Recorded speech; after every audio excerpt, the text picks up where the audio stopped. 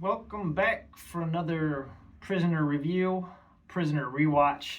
This episode is titled The General. As always, if you haven't watched it, you can click in the description box down below and the links will be there so you can watch this episode and then come back here and we'll talk about it. All right.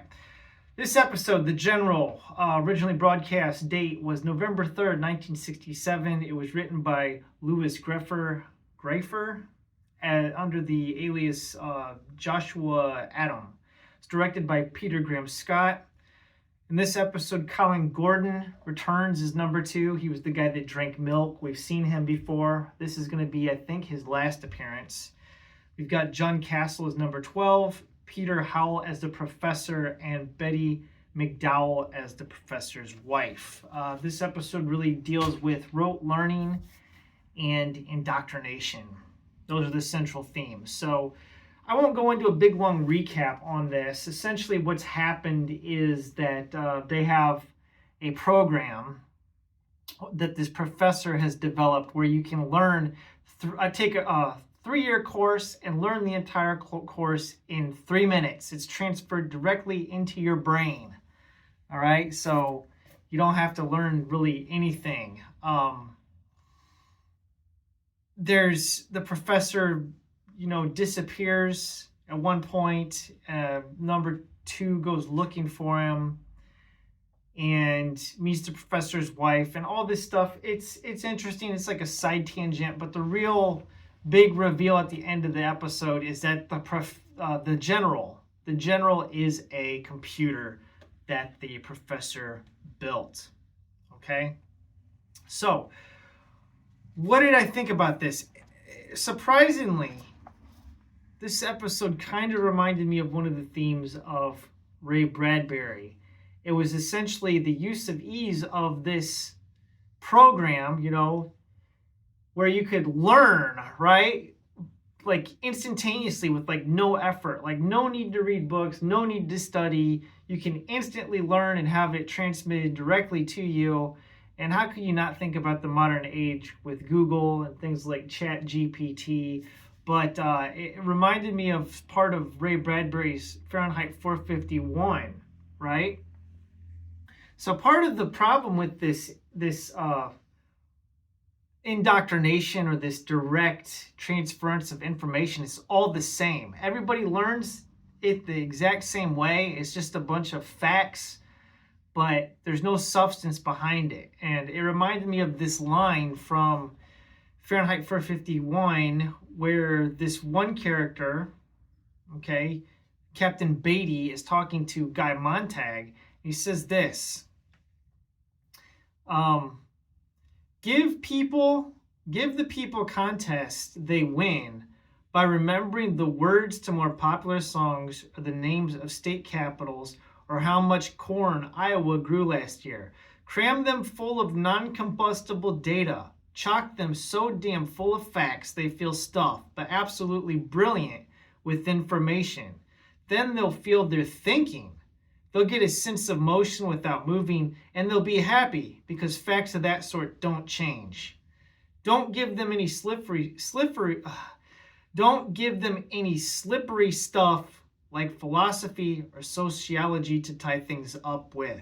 That way lies melancholy. Any man who can take a TV wall apart and put it back together again, and most men can nowadays, is happier than any man who tries to slide rule, measure, and equate the universe, which just won't be measured or equated without making man feel bestial and lonely. I know, I've tried. To hell with it. So bring on your clubs and parties, your acrobats and magicians, your daredevils, jet cars, motorcycles, helicopters, your sex and heroin. More of everything to do with automatic reflex. If the drama is bad, if the film says nothing, if the play is hollow, string me with the theremin loudly. I think I'll responding to the play when it's only a tactile reaction to vibration, but I don't care. I just like solid entertainment. So essentially, what he's saying is that facts, memorizing facts and learning just rote data, it makes people feel smart. This is why shows like Jeopardy appeal to people, right? Like you watch Jeopardy, Rest in peace, Alex Trebek. But, you know, it's just memorizing data. But at the end of the day, all the data doesn't really mean anything if you can't answer the question of why, right? Like, and that's all that the general is doing, is making people feel smart because they can rattle off a bunch of random dates about events that took place in history. But when it comes down to the question of why, they don't have anything. There's nothing there. And in fact, it's asking why is what makes the computer at the end of the episode, when number 2 says, I can ask the general a question he can't answer. It's one word, 3 letters, why? And the computer completely melts down because it cannot compute. So I think that's probably the lesson of it. Like, and I think a lot of this has to do with the way that the public education system in the United States, with the No Child Left Behind Act, and the way that they've changed education, that we're teaching to a test or learning facts to answer a standardized test. But it comes to like writing an essay about what you think. This is one of the things that bothers me, is these kids coming home from school and they're not doing book reports. Like, I remember doing book reports. Like, we had to read books and then like synthesize the information and tell people what we thought about it. Like, give the teacher, like, what did we think? And, you know, reading comprehension and thinking seem to be things that have just gone out the window. We like comic books. You know, we like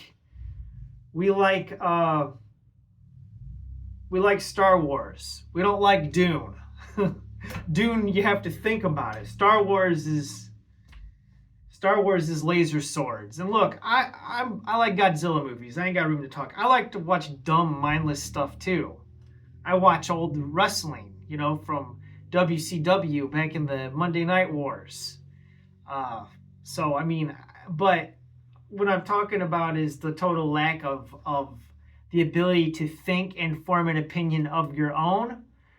We just have a bunch of non-playable characters, NPCs, walking around spewing back data that they've been told to think by the talking heads on the evening news without ever thinking about why.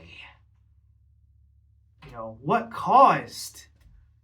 led up to the crisis in Israel and Palestine? Why is Russia in Ukraine? Why is that going on? Why is this happening? Why is that happening? Why? Well, that's the real question, isn't it? All right, that's it. Thanks for watching. Next episode we'll be talking about is many happy returns. So until next time, be seeing you.